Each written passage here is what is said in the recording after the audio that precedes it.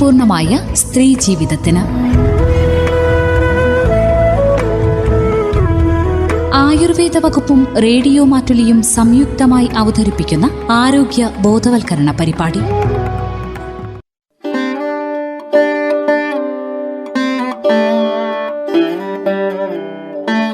തന്മയിലേക്ക് പ്രിയ ശ്രോതാക്കൾക്ക് സ്വാഗതം. തന്മയിൽ ഇന്ന് ആർത്തവകാലത്തുണ്ടാകുന്ന വേദനയെക്കുറിച്ചും അതിനുള്ള പരിഹാര മാർഗങ്ങളെക്കുറിച്ചും കേൾക്കാം. വിവരങ്ങൾ പങ്കുവയ്ക്കുന്നത് മാനന്തവാടി W ആയുർവേദ സ്ത്രീരോഗ സ്പെഷ്യാലിറ്റി ക്ലിനിക്കിലെ ഡോക്ടർ ശ്രുതി EJ. നമസ്കാരം, ഞാൻ ഡോക്ടർ ശ്രുതി EJ. എല്ലാവർക്കും തന്മയിലേക്ക് ഒരിക്കൽ കൂടി സ്വാഗതം. ആർത്തവവേദന, ഡിസ്മെനോറിയയെ പറ്റിയാണ് സംസാരിച്ചുകൊണ്ടിരിക്കുന്നത്. 2 തരത്തിലുള്ള dysmenorrhoea, spasmodic dysmenorrhoea, congestive dysmenorrhoea എന്ന പേരിൽ ഉണ്ട് എന്ന് നമ്മൾ പറഞ്ഞു. പ്രത്യേകിച്ചും കൗമാരക്കാരായ കുട്ടികളിൽ വരുന്നത് സ്പാസ്മോഡിക് ഡിസ്മെനോറിയ, പ്രൈമറി ഡിസ്മെനോറിയ എന്ന് പറയുന്ന വലിയ തരത്തിലുള്ള രോഗസാധ്യതകൾ ഇല്ലാത്ത തരത്തിലുള്ള ആർത്തവവേദനയാണ്. മുതിർന്ന സ്ത്രീകളിൽ വരുന്നത് കൺജസ്റ്റീവ് ഡിസ്മെനോറിയ. അതിന് പലതരത്തിലുള്ള ഗർഭാശയ വൈകല്യങ്ങളോ മറ്റു തരത്തിലുള്ള അസുഖങ്ങൾക്കോ കാരണം വരാവുന്ന ആർത്തവവേദനയും. അപ്പം എന്തൊക്കെ പരിശോധനകളാണ് നമ്മൾ പൊതുവെ ആർത്തവവേദനകളിൽ ചെയ്യേണ്ടത്? കുട്ടികളിലാണെങ്കിലും നമ്മൾ സാമാന്യമായ ഒരു രക്തപരിശോധന, മൂത്രപരിശോധന, അൾട്രാസോണോഗ്രാം സ്കാനിങ്ങും ചെയ്തിരിക്കുന്നത് നല്ലതാണ്. രക്തക്കുറവ്, ശരീരത്തിലെ ഇൻഫെക്ഷൻ്റെ അളവൊക്കെ കണ്ടുപിടിക്കാൻ രക്തപരിശോധന സഹായിക്കും. അതുപോലെ അൾട്രാസോണോഗ്രാം സ്കാനിങ് വഴി യൂട്രസിലോ ഗർഭാശയത്തിലോ ഉണ്ടാകുന്ന ചെറിയ തരത്തിലുള്ള മുഴകളോ സിസ്റ്റുകളോ കണ്ടുപിടിക്കാനും ഗർഭാശയത്തിൻ്റെ ഏതെങ്കിലും തരത്തിലുള്ള സ്ഥാനചലനം, റെട്രോവേർഷൻ എന്ന് പറയും, വീഴ്ച കൊണ്ടോ മറ്റോ ഉണ്ടായ അത്തരത്തിലുള്ള സ്ഥാനചലനം ഉണ്ടോ എന്ന് കണ്ടുപിടിക്കാനും സ്കാനിങ് കൊണ്ട് നമുക്ക് കഴിയും. എങ്ങനെ പരിഹരിക്കാം? പ്രധാനമായും കൗമാരക്കാരിൽ വരുന്ന 70 മുതൽ 75% കുട്ടികളിലും ഒരു രീതിയിലെങ്കിലും നിലനിൽക്കുന്ന പ്രൈമറി ഡിസ്മെനോറിയ എങ്ങനെ പരിഹരിക്കാം എന്നുള്ളതാണ്. അതിൻ്റെ ഏറ്റവും പ്രധാന പടി ആദ്യമായി ആർത്തവം ആകുന്നത് മുതൽ തന്നെ കൃത്യമായി എന്താണ് തൻ്റെ ശരീരത്തിൽ സംഭവിക്കുന്ന ഫിസിയോളജി എന്ന് കുട്ടി മനസ്സിലാക്കിയിരിക്കണം എന്നുള്ളതാണ്. അപ്പോൾ പൊതുവെ തൻ്റെ ശരീരാവയവങ്ങളിലും ഹോർമോണൽ ലെവലിലും വരുന്ന വ്യത്യാസങ്ങളും തൻ്റെ ലൈംഗിക അവയവങ്ങൾക്ക് വരുന്ന മാറ്റങ്ങളുമൊക്കെ കൃത്യമായി മനസ്സിലാക്കുവാനും അതിൻ്റെ ഒരു ഫിസിയോളജി മനസ്സിലാക്കുവാനും ഓരോ ആൺകുട്ടിക്കും പെൺകുട്ടിക്കും അവകാശമുണ്ട് എന്നുള്ളതാണ്. അതുകൊണ്ട് തന്നെയാണ് ഈ അഡോളസൻ്റ് എഡ്യൂക്കേഷൻ്റെ ഒക്കെ ഒരു വ്യക്തമായ പ്രാധാന്യവും അതിനോടനുബന്ധിച്ച് തന്നെയാണ് നമുക്ക് സ്കൂളുകളിൽ വരാറ്. വീടും സ്കൂളിലും ഒക്കെ ഇതിനുള്ള സാധ്യതകളുണ്ട്. വീടുകളിലാണെങ്കിലും ആദ്യമായി ആർത്തവമാകുന്ന കുട്ടികളെ എത്രത്തോളം പോസിറ്റീവായി അതിനെ സമീപിക്കാൻ പഠിപ്പിക്കുന്നു. പ്രത്യേകിച്ച് അമ്മമാർ എത്ര സെൻസിബിളായി ആ ഒരു സമയത്ത് പെൺകുട്ടികളോട് പെരുമാറുന്നു എന്നുള്ളത് വലിയൊരു കാര്യമാണ്. തനിക്ക് സംഭവിച്ചത് ഒരു പോസിറ്റീവ് ഫിസിയോളജിയാണ്, തനിക്ക് ആവശ്യമുള്ള ഒരു കാര്യമാണോ എന്ന് ഓരോ പെൺകുട്ടിക്കും തോന്നേണ്ടത് അത്യാവശ്യമാണ്. പകരം ആരോടും പറയാൻ പാടില്ലാത്ത, അറിയാൻ പാടില്ലാത്ത എന്തോ ഒരു രഹസ്യ സ്വഭാവമുള്ള കാര്യമായിട്ടോ ഒരു ശല്യമായിട്ടോ ഒന്നും ഒരിക്കലും ആർത്തവത്തെ അവതരിപ്പിക്കാതിരിക്കുക എന്നുള്ളതും പ്രധാനമാണ്. അതിന് ഏറ്റവും പ്രധാനമായി ശ്രദ്ധിക്കാൻ പറ്റുന്നത് സ്കൂളിലാണ്. പ്രത്യേകിച്ച് ബയോളജി ടീച്ചേഴ്സ് ഇതിന് വേണ്ട ഒരു നല്ലൊരു ക്ലാസ് കുഞ്ഞുങ്ങൾക്ക് എടുത്തു കൊടുക്കുകയും അതിനോട് ഒരു പോസിറ്റീവ് ആറ്റിറ്റ്യൂഡ് എപ്പോഴും ആർത്തവത്തോട് വളർത്തിയെടുക്കുക, അവരുടെ ഫിസിയോളജിയെ പറ്റി കൃത്യമായി അവർക്ക് മനസ്സിലാക്കി കൊടുക്കുക എന്നുള്ളതാണ് ഏറ്റവും ആദ്യത്തെ ഒരു പടി. രണ്ടാമത്തെ ഒരു കാര്യം, ആർത്തവ വേദന, ശക്തമായ വേദന ഉണ്ട് എന്ന് പറയുന്ന കുട്ടികളോട് ഇതൊക്കെ എല്ലാ സ്ത്രീകൾക്കും വരുന്നതാണ്, അതൊക്കെ സ്ത്രീകൾ സഹിക്കേണ്ടതാണ് എന്നുള്ളൊരു മനോഭാവം വീട്ടിൽ നിന്നോ സ്കൂളിൽ നിന്നോ കൊടുക്കാൻ പാടില്ല. അതായത് കൃത്യമായ കാരണങ്ങൾ, ഓരോ വയറുവേദനയ്ക്കും കൃത്യമായ കാരണങ്ങൾ അവിടെ ഉണ്ടാകും. കൃത്യമായ കാരണം കണ്ടുപിടിച്ച് അതിന് ശരിയായ ചികിത്സ കൊടുത്ത് ശരിയായ മാനേജ്മെന്റ് ചെയ്യുക എന്നുള്ളത് മുതിർന്നവരുടെ ഒരു കർത്തവ്യം തന്നെയാണ്. മൂന്നാമത്തെ പ്രധാന കാര്യം, ഭക്ഷണത്തിൽ എല്ലാ പച്ചക്കറികളും പഴങ്ങളും വളരെ റിച്ച് ആയിട്ടുള്ളൊരു ഫുഡ് കഴിക്കുക എന്നുള്ളതാണ്. എല്ലാ തരത്തിലും ന്യൂട്രീഷൻ റിച്ച് ആയ ഫുഡ് കഴിക്കുക. മൂന്നാമത്തെ കാര്യം, ഭക്ഷണത്തിൽ കൃത്യമായ ശ്രദ്ധ കൊടുക്കുക എന്നുള്ളതാണ്. എല്ലാ വിഭവങ്ങളും ഭക്ഷണത്തിൽ ഉൾപ്പെടുത്തുക. പച്ചക്കറികൾ, ഇലക്കറികൾ, പഴവർഗ്ഗങ്ങൾ എന്നിവ ഉൾപ്പെടുത്തി വളരെ സമീകൃതമായ ഒരു ആഹാരം കഴിക്കുക എന്നുള്ളത് വളരെ പ്രധാനമാണ്. മിക്കവാറും ഒരു പകുതിയിലധികം ശതമാനം ആർത്തവ വേദന കൊണ്ട് ബുദ്ധിമുട്ടുന്ന കുട്ടികളുടെയും ഭക്ഷണക്രമം തീരെ ശരിയല്ല എന്ന് നമുക്ക് ഒബ്സർവ് ചെയ്യുമ്പോൾ മനസ്സിലാവുന്നതാണ്. കൂടുതലായിട്ടുള്ള ജങ്ക് ഫുഡുകൾ കഴിക്കുക, പച്ചക്കറികളുടെ ഉപയോഗം തീരെ കുറവായിരിക്കുക. ഇനിയൊരു കാരണം കോൺസ്റ്റിപ്പേഷൻ, അതായത് ശരിയായ തരത്തിൽ മലശോധന ഇല്ലാത്ത കുട്ടികൾക്ക് ആർത്തവവേദന കൂടുതൽ കാണാറുണ്ട്. അപ്പോൾ കൃത്യമായ ഭക്ഷണത്തിൽ കൃത്യമായ മാറ്റങ്ങൾ വരുത്തുകയും രാവിലെ തന്നെ കൃത്യമായ മലശോധന ഉറപ്പുവരുത്തുകയും ചെയ്യുക എന്നുള്ളതും ആർത്തവവേദന പരിഹരിക്കാൻ ഏറ്റവും പ്രധാനപ്പെട്ട ഒരു കാരണം തന്നെയാണ്. വെള്ളം കുടി തീരെ കുറവായിരിക്കുന്നത്, ഒരു ഡീഹൈഡ്രേഷൻ ഇത്തരം പ്രശ്നങ്ങളെ കൂട്ടുന്ന ഒരു പ്രധാന ഘടകമാണ്. അതുകൊണ്ട് കൃത്യമായി വെള്ളം കുടിക്കുക, കൃത്യസമയത്ത് മൂത്രമൊഴിക്കുക എന്നുള്ളത് കുട്ടികൾ സ്കൂൾ കാലഘട്ടം മുതലേ ശീലിക്കേണ്ട ഒരു സംഭവം തന്നെയാണ്. പ്രത്യേകിച്ച് ആർത്തവ ദിവസങ്ങളിൽ തീരെ വെള്ളം കുടിക്കാതിരിക്കുക, മൂത്രമൊഴിക്കാനുള്ള മടി കൊണ്ട് ബാത്റൂം പോകാതിരിക്കുക എന്നുള്ളതെല്ലാം കുട്ടികളുടെ പൊതുവെയുള്ള ശീലമാണ്.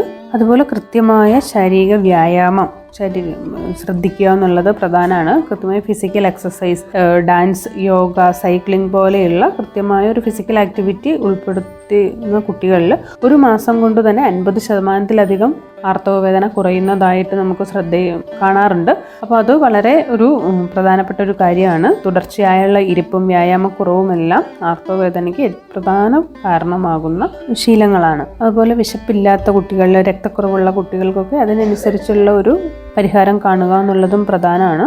വിശപ്പ് തീരെ തോന്നാത്ത കുട്ടികളിൽ ഇഞ്ചിനീര്, തേൻ ചേർത്ത് 2-3 ദിവസം നൽകുക, ചുക്കും മല്ലിയിട്ട് വെള്ളം കുടിക്കുക, അയമോദകം തിളപ്പിച്ച വെള്ളം കുടിക്കുക, ഇങ്ങനെയുള്ള മാർഗങ്ങളിലൂടെ നമുക്ക് അവരുടെ വിശപ്പ് ഉണ്ടാക്കിയെടുക്കാൻ സാധിക്കും. അതുപോലെ എന്തെങ്കിലും കൃത്യമായുള്ള ലിവർ ടോണിക്കുകൾ കൊടുക്കുക, അതൊക്കെ ശ്രദ്ധിക്കേണ്ടതാണ്. അതുപോലെ രക്തക്കുറവുള്ള കുട്ടികൾക്ക് കൃത്യമായ അയൺ സപ്ലിമെന്റ് കൊടുക്കുക, HB ലെവൽ ഉയർത്തുക എന്നുള്ളതും ആർത്തവ വേദന മാറാൻ വളരെ പ്രധാനപ്പെട്ട ഒരു കാര്യമാണ്. അതുപോലെ ആയുർവേദത്തിൽ ആർത്തവ വേദനയ്ക്ക് നമുക്ക് വീട്ടിൽ ചെയ്യാൻ പറ്റുന്ന ഒരുപാട് ഹോം റെമഡീസ് നമ്മൾ പൊതുവെ വീടുകളിൽ ചെയ്യാറുണ്ട്. അതിൽ ഒന്നാണ് എള്ള്, അയമോദകം, കരിഞ്ജീരകം. ഇത് മൂന്നും കൂടെ ഓരോ സ്പൂണിട്ട് തിളപ്പിച്ച വെള്ളത്തിൽ കരിപ്പെട്ടി ചേർത്തിട്ട് ആർത്തവ ദിവസങ്ങളിൽ ഒരു 3 ദിവസം നമുക്ക് കൊടുക്കാം. അത് കൃത്യമായ രക്തം പുറത്തു പോകുന്നതിനും മസിൽ ടെൻഷൻ കുറയ്ക്കുന്നതിനുമൊക്കെ സഹായിക്കും. അതുപോലെ എള്ളെണ്ണ, നമ്മൾ ആദ്യ ആർത്തവമാകുമ്പോഴും എള്ളെണ്ണ, മുട്ട പോലെയുള്ളവ കഴിപ്പിക്കാറുണ്ട്. അങ്ങനെ കഴിക്കുന്ന കുട്ടികൾക്ക് പൊതുവേ ആർത്തവ വേദന കുറഞ്ഞു കാണാറുണ്ട്. അപ്പോൾ എള്ളു എന്നുള്ളത് ഒരു ഫൈറ്റോ ഈസ്ട്രോജന്റെ കലവറയായതുകൊണ്ടും ഹോർമോൺ ലെവലിനെ ചെറിയ രീതിയിൽ സ്വാധീനിക്കാനുള്ള സാധ്യതയുള്ളത് കൊണ്ടും എള്ളെണ്ണ ഒരു സ്പൂൺ വീതം 2 നേരം കൊടുക്കുന്നത് നല്ലതാണ്. അതുപോലെ എള്ളെണ്ണ ഇന്നത്തെ കുട്ടികൾക്ക് കഴിക്കാൻ അല്പം പ്രയാസമുള്ളതുകൊണ്ട് തന്നെ എള്ളിൻ്റെ പലവിധ പലഹാരങ്ങൾ, എള്ളിൻ്റെ പലവിധ കോമ്പിനേഷൻസ് രുചികരമായി നമുക്ക് വീട്ടിൽ പ്രിപ്പയർ ചെയ്ത് കൊടുക്കാം. അപ്പോൾ എള്ള് HB രക്തക്കുറവുള്ള കുട്ടികൾക്കും എള്ള് കഴിക്കുന്നത് കൊണ്ട് രക്തത്തിൻ്റെ HB കൂടാനും നല്ലതാണ്. എള്ള് ചെറിയ രീതിയിൽ വറക്കുക. അതുപോലെ ശതകുപ്പ എന്ന് പറയുന്നൊരു മരുന്ന് വാങ്ങാൻ കിട്ടും. ശതകുപ്പ എള്ളിൻ്റെ ഒരു പകുതി അളവ് എടുക്കുക, അതും വറുത്തതിൽ ചേർക്കുക.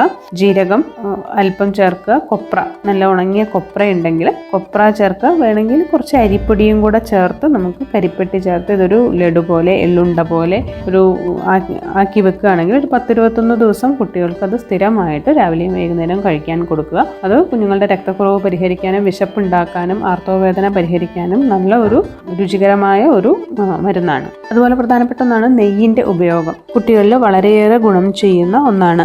ആർത്തവ ദിവസങ്ങളിൽ 1 സ്പൂൺ നെയ്യ് വീതം ചൂട് കഞ്ഞിയിലോ ചൂട് പാലിലോ ചേർത്ത് കഴിക്കുന്നതും ആർത്തവത്തിന് 2-3 ദിവസം മുൻപ് തന്നെ 1 സ്പൂൺ നെയ്യ് കഴിച്ച് തുടങ്ങുന്നതുമെല്ലാം ആർത്തവ വേദന ഗണ്യമായി കുറയ്ക്കാൻ കുട്ടികളെ സഹായിക്കാറുണ്ട്. എപ്പോഴും സ്പാസ്മോഡിക് ഡിസ്മെനോറിയയുടെ ഒരു പ്രധാന കാരണം എന്ന് പറഞ്ഞാൽ ഇൻഅപ്രോപ്രിയേറ്റ് മസിൽ ആക്ഷൻ ആണ്. അതായത് യൂട്രൈൻ മസിൽസ് ചുരുങ്ങുന്നതും വികസിക്കുന്നതിനും ഉണ്ടാകുന്ന ഒരു താളപ്പിഴകൾ അതിന് കാരണമാകാറുണ്ടോ എന്നുള്ളതാണ്. അപ്പോൾ ഇത്തരത്തിലുള്ള മസിൽ ആക്ഷനുകളെ കുറച്ചുകൂടെ സ്മൂത്ത് ആക്കാനെല്ലാം നെയ്യിൻ്റെ ഉപയോഗം കൊണ്ട് സാധിക്കും. കുഞ്ഞുങ്ങൾക്ക് ശരിയായ രീതിയിലുള്ള ഡൈജഷൻ വരാനും പല ഹോർമോണൽ പ്രൊഡക്ഷൻ ഒന്ന് ഇൻഫ്ലുവൻസ് ചെയ്യാനും ഒക്കെ നല്ല രീതിയിലുള്ള നെയ്യ് കഴിക്കുന്നതുകൊണ്ട് സാധിക്കും. വെള്ളെണ്ണ തേച്ച് ചൂടുവെള്ളത്തിൽ കുളിക്കുന്നത് ആഴ്ചയിൽ 2 ദിവസമെങ്കിലും, മെൻസസിന് 2 ദിവസം മുൻപ് അങ്ങനെ ചെയ്യുന്നതും എല്ലാം ആർത്തവവേദന കുറയ്ക്കാൻ സഹായിക്കും. ആർത്തവ ദിവസങ്ങളിലും എല്ലാ കാര്യത്തിനും കുളിക്കാനും കഴുകാനും എല്ലാം ചൂടുവെള്ളം മാത്രം ഉപയോഗിക്കാൻ ശ്രദ്ധിക്കുക. അതുപോലെ ശരിയായ രീതിയിൽ വിശ്രമിക്കുക. വളരെ സന്തോഷത്തോടെയും ആത്മവിശ്വാസത്തോടെയും ശരീരത്തെയും ആർത്തവത്തെയും ശരീരപ്രക്രിയകളെയും ഉൾക്കൊള്ളുക എന്നുള്ളതെല്ലാം ആർത്തവവേദന പരിഹരിക്കാൻ പ്രധാനമായും ശ്രദ്ധിക്കേണ്ട കാര്യങ്ങളാണ്. അതുപോലെ സെക്കൻഡറി ഡിസ്മെനോറിയ മുതിർന്ന സ്ത്രീകളിൽ എന്തെങ്കിലും പലവിധം രോഗാവസ്ഥകൾ കാരണമാകുന്നതിനാൽ തന്നെ കൃത്യമായ പരിശോധനകളും അതിനനുസരിച്ചുള്ള പ്രതിവിധികളും ചെയ്യേണ്ടതാണ്. ഏത് പ്രായത്തിലായാലും ആർത്തവവേദനയെ നിസ്സാരമായി പരിഗണിക്കാതെ പെയിൻ കില്ലേഴ്സ് കഴിച്ച് മാസങ്ങളോളം അങ്ങനെ കഴിച്ചു കൂട്ടാതെ കൃത്യമായ സൊല്യൂഷൻസ് വളരെ ആരോഗ്യകരമായ രീതിയിൽ കൊടുക്കേണ്ടത് വളരെ പ്രധാനമാണ്. ആയുർവേദത്തിൽ വളരെ കൃത്യമായതും ഫലപ്രദവും പാർശ്വഫലങ്ങളില്ലാത്തതുമായ മികച്ച ചികിത്സ എല്ലാത്തരം ആർത്തവവേദനകൾക്കും ലഭ്യമാണ്.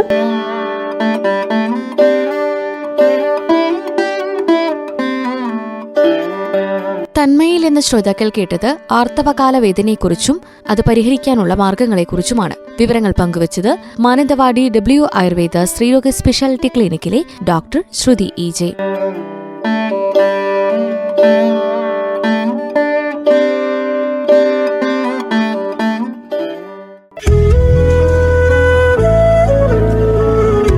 തന്മയ